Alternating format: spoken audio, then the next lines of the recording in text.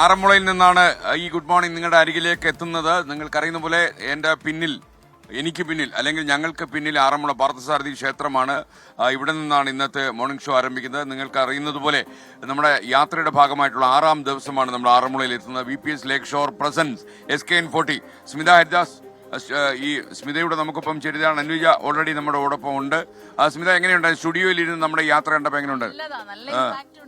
എല്ലാവരും ഇങ്ങനെ നമുക്കൊപ്പം തന്നെ ഈ ഒരു കോസിന് വേണ്ടി നിൽക്കുന്നത് കൊണ്ട് അറിയത്തില്ല. നമ്മൾ ഈ യാത്ര തുടങ്ങിയതിനു ശേഷം ഓടി നടന്ന് പിടിക്കുക കേട്ടോ.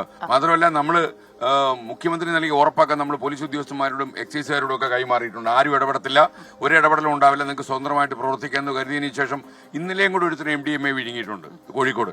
ആദ്യം ഒരുത്തം വിഴുങ്ങി, അവൻ മരിച്ചുപോയി, ആമാശയത്തിൽ കിടന്ന് പൊട്ടി മരിച്ചുപോയി. ഇപ്പൊ വീണ്ടും ഒരുത്തം വിഴുങ്ങി, അവൻ ഇതുവരെ ഭാഗ്യം കൊണ്ട് വലിയ കുഴപ്പമുണ്ടായിട്ടില്ല. അപ്പൊ നിങ്ങൾ MDMA ആയിട്ട് പിടിക്കുമെന്ന് പറഞ്ഞാൽ അതെടുത്ത് വിഴുങ്ങിക്കളയരുത്, അതോടെ അവസാനത്തെ വിഴുങ്ങലായി മാറും അല്ലേ.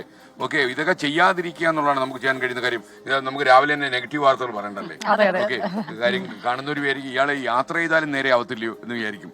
ഓക്കെ, അപ്പൊ നമുക്ക് വളരെ സന്തോഷം. നമുക്ക് ഒരുപാട് ചരിത്രമുറങ്ങുന്ന ഒരു ക്ഷേത്രത്തിന്റെ മുന്നിലാണ് നമ്മൾ നിൽക്കുന്നത്. ഈ ആറന്മുള മണ്ഡലത്തിലെ MLA ആരാണ്? വീണ ജോർജ്. അപ്പൊ നമുക്കൊക്കെ മാധ്യമങ്ങളിൽ നിന്ന് തന്നെ മന്ത്രിയായ ആളാണ്, അതുകൊണ്ട് നമുക്ക് പ്രത്യേകിച്ച് സന്തോഷമുണ്ട്. പക്ഷെ മന്ത്രിയാണെങ്കിൽ ഇപ്പൊ കുറച്ചിങ്ങനെ വിവാദങ്ങളിൽ പെട്ട് നിൽക്കുകയും ഒക്കെയാണ്. അല്ല, മന്ത്രി വലിയ സങ്കടമായി പോയി. കാര്യം എന്താ പറയാ അനുജ, യഥാർത്ഥത്തിൽ മന്ത്രി ഒരു കത്തെഴുതി. ആ കത്ത് പാവപ്പെട്ട ആരോഗ്യ വകുപ്പ് മന്ത്രി കണ്ടില്ല, JP നദ്ദ ഇത് വായിച്ചതുമില്ല. അപ്പൊ അതുകൊണ്ട് അദ്ദേഹം അതിനെക്കുറിച്ച് പ്രതികരിച്ചില്ല, മന്ത്രി കണ്ടതുമില്ല. മാധ്യമക്കാരെല്ലാം കൂടെ അയ്യോ മന്ത്രി ഡൽഹിയിൽ അങ്ങനെയൊക്കെ പറഞ്ഞു മന്ത്രിയെ വിഷമിപ്പിച്ച മാധ്യമക്കാർക്ക് ഒരു സ്നേഹം. അതിന് മാധ്യമങ്ങൾക്കാർ ഇഷ്ടമാണ് താനും അല്ലേ. അതുകൊണ്ട് പറഞ്ഞു ഭാഷയ്ക്ക് എന്തോ പ്രശ്നം അല്ലേ. ഓക്കെ, ഇപ്പൊ യഥാർത്ഥത്തിൽ ഈ ആറന്മുളയുടെ ഒരു ആകാശ ദൃശ്യമാണ് നമ്മുടെ ഡ്രോൺ ആചാര്യൻ പകർത്തിക്കൊണ്ടിരിക്കുന്നത്. അപ്പൊ നിങ്ങൾക്ക് ആറന്മുള, മനോഹരമായ ആറന്മുള, അപ്പൊ മാത്രമല്ല ഈ ക്ഷേത്രത്തിന്റെ ഒരുപാട് പുരാണമൊക്കെ പറയാൻ നമ്മളോടൊപ്പം ക്ഷേത്രത്തിന്റെ ഭാരവാഹികളൊക്കെ ചേർന്നിട്ട് പ്രസിഡന്റ് നമുക്കൊപ്പം ചേരുന്നു. നിങ്ങളുടെ മുഴുവൻ പേര്? എന്റെ പേര് വിജയൻ. നടമംഗലം സ്ഥലത്തിന്റെ പേരാണോ? അല്ലല്ല, വീട്ടുപേരാണ്. അപ്പോ ഈ ക്ഷേത്രത്തെ കുറിച്ചൊന്ന് പറയാം. എല്ലാവർക്കും അറിയാം ഈ ആറന്മുള പാർത്ഥസാരഥി ക്ഷേത്രം പഞ്ചപാണ്ഡവരാൽ പ്രതിഷ്ഠിക്കപ്പെട്ട ഒരു 5 ക്ഷേത്രങ്ങളിലൊന്നാണ്. അർജുനൻ പ്രതിഷ്ഠിച്ചതെന്നുള്ളതാണ്, അർജുനന്റെ തേവാര വിഗ്രഹം എന്നുള്ളതാണ് ഐതിഹ്യം.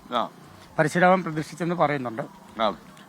അപ്പൊ ഈ ക്ഷേത്രത്തില് വള്ളസദ്യയാണ് ആറന്മുളയിൽ നമ്മൾ അങ്ങോട്ട് കേട്ടിട്ടുള്ള കാര്യം. ഈ സുരേഷ് ഗോപിയൊക്കെ ഇടയ്ക്കിടയ്ക്ക് വരാറുണ്ടല്ലോ അല്ലെ, കേന്ദ്രമന്ത്രിയൊക്കെ.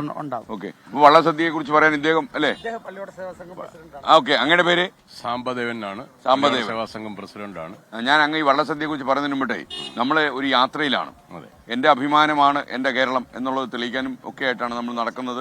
അപ്പൊ നമ്മൾ നടത്തിയ യാത്രയിൽ നമുക്ക് മനസ്സിലായ കാര്യം, നമ്മൾ കേട്ടറിഞ്ഞതിനേക്കാളും അപകടകരമാണ് കണ്ടറിഞ്ഞത്. തീർച്ചയായും മിക്ക കലാലയങ്ങളിലും ഒക്കെ തന്നെ കുട്ടികളൊക്കെ കുറച്ചധികം കുട്ടികൾ നമ്മൾ ഉദ്ദേശിച്ചതിനേക്കാളും, ഞാൻ വിചാരിച്ചതൊക്കെ ഒറ്റപ്പെട്ട സംഭവങ്ങളായിരിക്കാം പല ഗ്രാമത്തിലും. അതുകൊണ്ട് നമ്മൾ നഗരങ്ങൾ വിട്ട് കൂടുതലും ഗ്രാമങ്ങളിലൂടെ സഞ്ചരിച്ചുകൊണ്ടിരിക്കുന്നത്. അപ്പൊ ഇവിടെ ഈ ആറന്മുളയിൽ പൊതുവെ ഉള്ളൊരു ലഹരി വ്യാപനം എങ്ങനെയാണ്? ആറന്മുളയിൽ താരതമ്യേന കുറവാണെന്ന് പറയാം. പ്രധാനപ്പെട്ട കോളേജുകളും സ്കൂളുകളും ഒക്കെ ഉണ്ടെങ്കിലും അത് കേന്ദ്രീകരിച്ച് അണ്ടർവേൾഡ് അധികം കുറവാണ്. അധോലോകം ഇല്ല. അധോലോകം നിങ്ങളുടെ കണ്ണ് തുറന്നിരിക്കുകയാണല്ലോ, അധോലോകങ്ങളൊന്നും ഇങ്ങോട്ട് കയറാതിരിക്കാൻ. പിന്നെ എല്ലാം പടിയടച്ച് നമ്മള് മറ്റേ പറയില്ലേ നമ്മള്, അത് നമ്മൾ ചെയ്യേണ്ട അവസ്ഥയാ.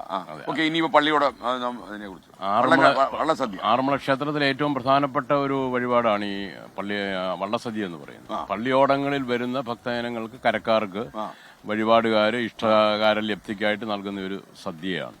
അത് ഏതാണ്ട് 64 വിഭവങ്ങളുള്ള ഒരു സദ്യയാണ്. അത് കഴിക്കാനായിട്ട് ആൾക്കാർ ദൂരെ നിന്നൊക്കെ വരാറുണ്ടല്ലേ? ദൂരെ നിന്ന് അങ്ങനെ അല്ല, ക്ഷണിക്കപ്പെട്ടവർക്കേ അത് വരാൻ പറ്റൂ. അങ്ങനെ വഴിപാടുകാരാണ് നടത്തുന്നത്. ഇൻഡിവിജ്വലായിട്ട് വന്ന് കഴിക്കുന്നതിന് പ്രത്യേക ഒരു ക്രമീകരണം പള്ളിയോട്. സാധാരണ ഈ സദ്യ എത്ര ആയിരം ഒക്കെ ആൾക്കാർ കഴിക്കാറുണ്ട്? ഒരു വർഷം ഏതാണ്ട് 1.5 ലക്ഷം ആൾക്കാർ അതിന് തന്നെ പങ്കെടുക്കും. അഷ്ടമിരോഹിണിക്ക് പ്രത്യേകമായ ഒരു സദ്യ, അത് 1 ലക്ഷം പേരോട് എടുക്കും. അങ്ങനെ അതിനിടയ്ക്ക് നമ്മുടെ സ്റ്റുഡിയോ എന്തൊക്കെ വിളിച്ചു പറയുന്നുണ്ട്. ഹെഡ്ലൈൻ കയറേണ്ട സമയമാണ്. 2.5 ലക്ഷം പേരോളം ഈ വള്ളസദ്യയിൽ ആറന്മുള ക്ഷേത്രത്തിൽ പങ്കെടുക്കുന്നുണ്ട്. ഏറ്റവും പ്രധാനപ്പെട്ട വഴിപാട് തന്നെയാണ്. അപ്പൊ എന്തായാലും നിങ്ങൾ ക്ഷേത്ര ഭാരവാഹികളെ കണ്ടതിൽ വളരെ സന്തോഷം.